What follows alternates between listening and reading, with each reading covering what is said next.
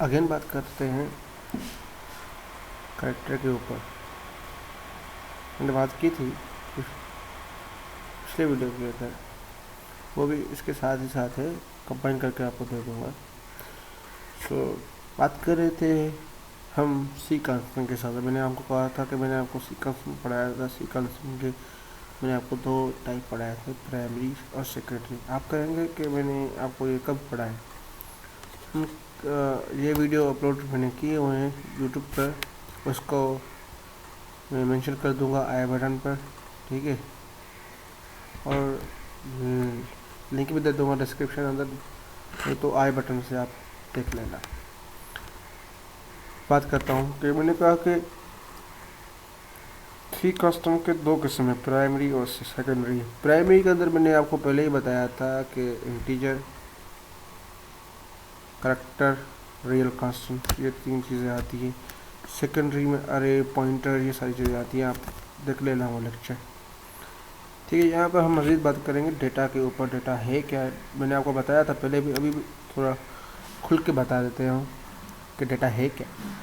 Data एक raw form में होती है, मौजूद रॉ फॉर्म में क्या कहते हैं कि मौजूद होती है। जैसे कि मैं अगर कहूँ कि नंबर ऑफ़ पेन्स एक डेटा है, अगर मैं कहूँ कि टेलीफोन डायरेक्टरी एक डेटा है, उसे हम एग्जीक्यूट करना चाहते हैं या उसकी डेटा हम मालूम करना चाहते हैं, हमारे पास बहुत सारी डेटा है, उसको हम कैटेगराइज करना चाहते हैं। मैंने आपको पहले ही बता दिया, कैटेगराइज करते हैं, कैटेगराइज करने को ही हम कहते हैं टाइप। उस डेटा को हम आइडेंटिफिकेशन दे देते हैं, ये डेटा किस फॉर्म में, ये डेटा किस फॉर्म में, ये डेटा किस फॉर्म में। बात समझ में आ गई? ठीक है। डेटा का मतलब ही, डेटा टाइप का मतलब ये है कि डेटा को हम रिप्रेजेंट करने के लिए कोई एक चीज़ स्पेसिफाई कर लें। जैसे कि इंटीजर नंबर के लिए, फ्लोट पॉइंटिंग के लिए, डबल फ्लोट और डबल में आपको मैं फ़र्क समझाऊंगा। अब एक सिंपल एग्जांपल ले लेते हैं कि अगर मैं कहूँ आपसे कि 23.34456 ये एक फ्लोटिंग नंबर है। कि फ्लोटिंग नंबर पॉइंट के बाद नंबर चेंज हो रहे हैं, चेंज हो रहे हैं, इसलिए मैं कह रहा हूँ अगर ये नंबर चेंज ना हो, 333 हो, ये डबल है। फर्क सिर्फ इतना है कि पॉइंट के बाद जो भी नंबर अगर कांस्टेंट है तो डबल में आ जाएगा, वो अगर वो नंबर चेंज है तो फ्लोट में आ जाएगा। सिर्फ इतना सा डिफरेंस है।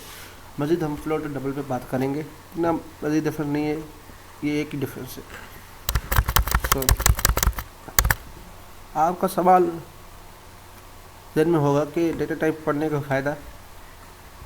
पहला फ़ायदा डेटा टाइप पढ़ने का, जब आप प्रोग्राम बनाएंगे या प्रोग्राम बनाना सीखेंगे किसी भी चीज़ के ऊपर, लेट्स सपोज आपको कोई कहता है कि आप 5 सब्जेक्ट की एडिशन और उन परसेंटेज और ग्रेड फाइंड करके हमें दे दे प्रोग्राम के अंदर। वो तो कह रहे हैं 5 सब्जेक्ट आपको डालने हैं, उनके आपको मार्क्स डालने हैं और उसके आपको एवरेज, टोटल मार्क्स और परसेंटेज आपको देनी है। जब तक आपको डेटा का पता नहीं होगा तो आप कैसे प्रोग्राम बनाएंगे? तो सपोज इस एग्जांपल में जो मैंने आपको बताया, इस एग्जांपल में कितने सब्जेक्ट हैं? आप कहेंगे 5। 500 के 5 में हमने कौन सी डेटा डाली? नंबर डाली। तो उसी के अंदर उस नंबर को हम किस तरीके से रिप्रेजेंट करें, किस चीज़ से रिप्रेजेंट करें? यकीनन आपको ये बात समझ में आ गई होगी कि हम डेटा टाइप क्यों पढ़ रहे हैं, डेटा टाइप पढ़ने का फ़ायदा क्या है। डेटा टाइप पढ़ने का फ़ायदा ये है कि हम डेटा को रिप्रेजेंट कर सकें। पहली बात तो ये, डेटा टाइप रिप्रेजेंट हो गया तो फिर हम आज आगे मज़ीद बात करेंगे। ये जो मैंने आपको प्रोग्राम बताया हम ये बनाएंगे, इस डेटा टाइप ये मदद से बनाएंगे, ठीक है। हम ये प्रोग्राम बनाते हैं अभी आपको समझ में आएगा डेटा टाइप किस तरीके से यूज़ होता है, और आपको वेरिएबल बनाना सिखाऊंगा इसी इस प्रोग्राम के अंदर, ठीक है। पहली बात मैंने कहा कि हम फाइंड करते